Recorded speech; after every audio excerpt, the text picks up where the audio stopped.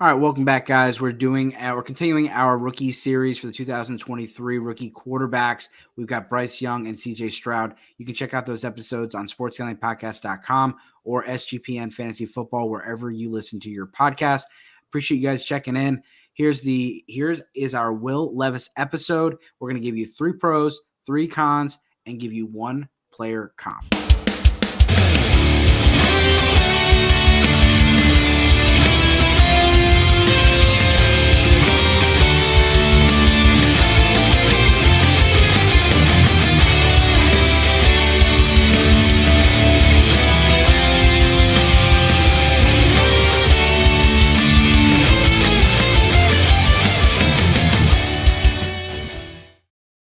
Welcome back, guys. This is the SGPN Fantasy Football podcast on the Sports Gambling Podcast Network, and we're presented to you by WynnBET. WynnBET is now live in Arizona, Colorado, Indiana, Louisiana, Michigan, New Jersey, New York, Tennessee, and Virginia. From boosted same-game parlays to live in-game odds, WynnBET has what you need to win. Sign up today, bet $100, and get a $100 free bet at sportsgamblingpodcast.com/WynnBET. That's sportsgamblingpodcast.com/WYNNBET. State restrictions apply. Now, today we're going to talk about Mr. Will Levis. Will Levis is our consensus QB3 in this draft class, and he comes in at 6'6", 220 pounds, and in 2021, he had his career year. He threw 353 times, completed 233 of those passes for 2,826 yards. He also had 24 touchdowns. He had 13 interceptions, and he ran the ball for 376 yards and 9 rushing touchdowns. Just a huge year for Will Levis. In 2022, it wasn't exactly the same thing. I had 2,406 yards on 185 completions. He did suffer an injury this year. I had 19 touchdowns and 10 interceptions. And his rushing, they're counting a lot of his sacks as negative rushing yards. So you can see his negative 107 rushing yards according to the Sports Football Reference, and 2 rushing touchdowns. Brad, let's talk about Will Levis. Look, this guy's got a couple years of production. I know it's not elite production, but he really does have that elite arm, and that is the first pro I have for Will Levis. This guy is a stud. From an arm talent perspective, he can do anything you want. He can throw the ball to anywhere on the field. He can throw it as far as you want him to throw it.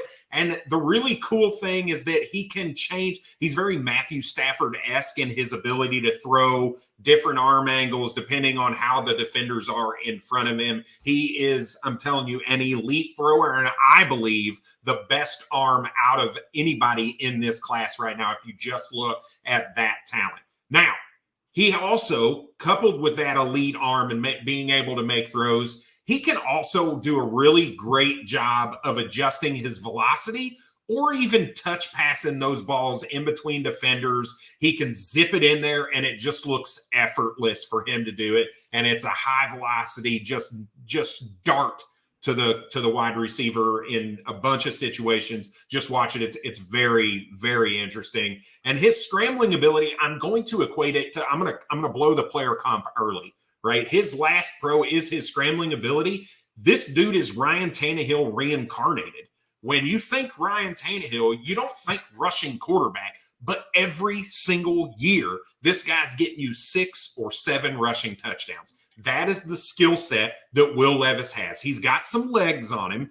He's not a runner first. He does tend to get out of the pocket a little early, but that in the red zone is really turning into those 9 rushing touchdowns that you saw in his sophomore season or his second season with Kentucky. His first season as a transfer to the Kentucky Wildcats. Now, let's roll into his cons.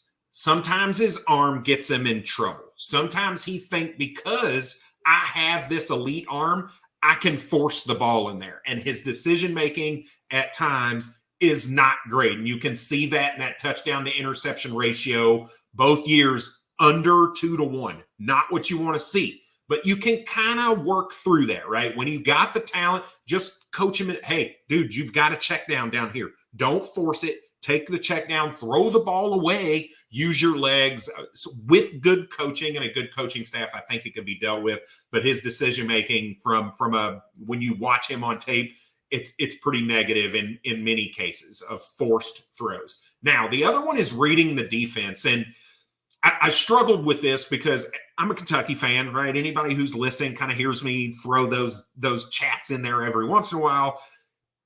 He doesn't throw guys open per se because he just doesn't read the defense very well. It's very interesting to me because there are instances where it looks like he's covered, but he'll make the throw and it's a really good throw to where the receiver is the only person that has the play on the ball.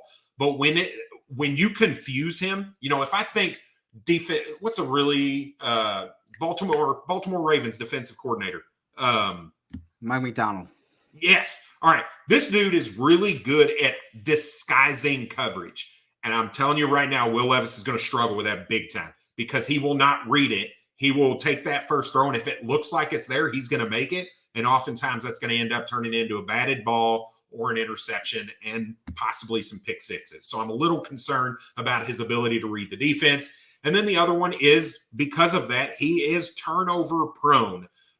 His decision-making, we talked about, is not good. When he scrambles, he has a tendency to hold the ball with one hand. I don't know hand size yet or anything like that, but that does concern me when you're running outside the pocket and you're just willy-nilly holding it with one hand because you've got the arm talent to not have to reset to throw the ball anywhere on the field. So I am a little concerned with that. I think there could be some fumbling opportunities for him in the NFL, as well as his decision-making leading to some interceptions.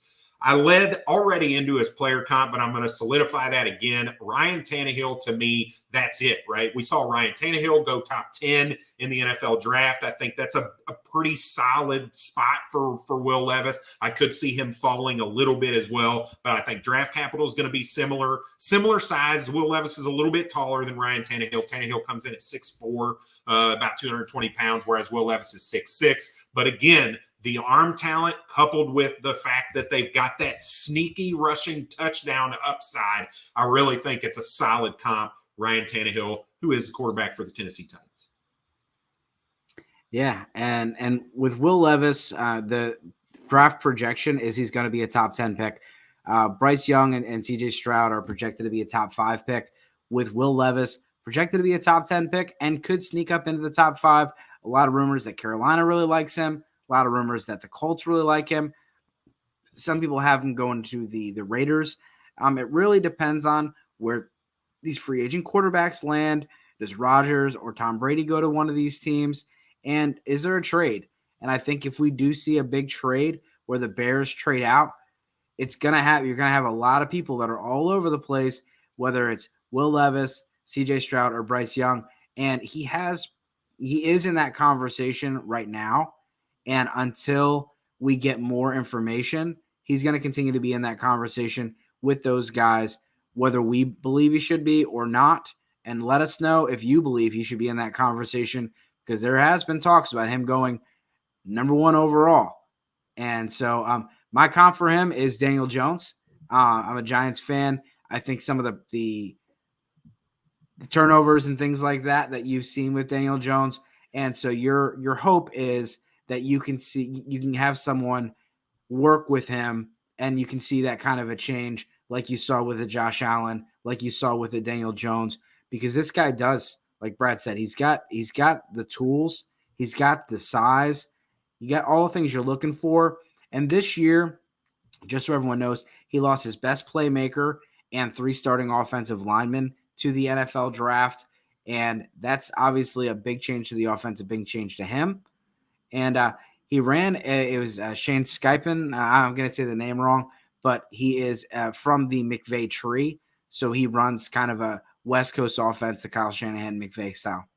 And this series is brought to you by WynnBET. WynnBET is the official online sportsbook of the Sports Gambling Podcast Network. WynnBET is active in a bunch of states, and there are tons of ways to win, including live betting and same-game parlays. The NFL playoffs are here, and they are running great promos, odds, and payouts that are happening right now at WynnBET. So if you're ready to play, Sign up today and receive our special offer of bet $100, get $100. That is limited to state availability. And of course, if you hit the biggest long shot parlay of the week, you'll also get $1,000 free credit. There are so many things to choose from. All you have to do is head over to sportsgamblingpodcast.com/wynnbet so they know we sent you. Again, that's sportsgamblingpodcast.com/WYNNBET. Offer is subject to change. Terms and conditions at wynnbet.com. Must be 21 or older and present in the state where playthrough WynnBet is available. If you're someone you know has a gambling problem, call 1-800-522-4700.